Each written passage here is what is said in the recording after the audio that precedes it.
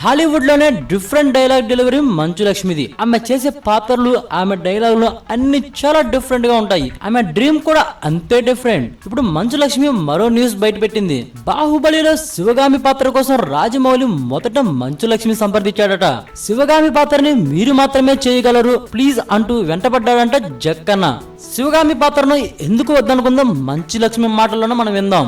రాజమౌళి గారు శివగామి పాత్ర కోసం నన్ను అడిగారు, కానీ నేను ప్రభాస్ కి తల్లిగా చేయటం ఏమిటని వద్దన్నాను. కానీ నాలోని టాలెంట్ గుర్తించి నన్ను అడిగిన రాజమౌళి గారికి థ్యాంక్స్. నేను చేయనన్న తర్వాత శ్రీదేవి టవ్వులను కూడా అడిగారు. చివరికి రమ్యకృష్ణ గారు ఆ పాత్ర చేశారు.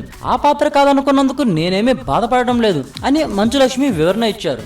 చూస్తూనే ఉండండి మరిన్ని న్యూ అప్డేట్స్ కోసం టాప్ తెలుగు మీడియా.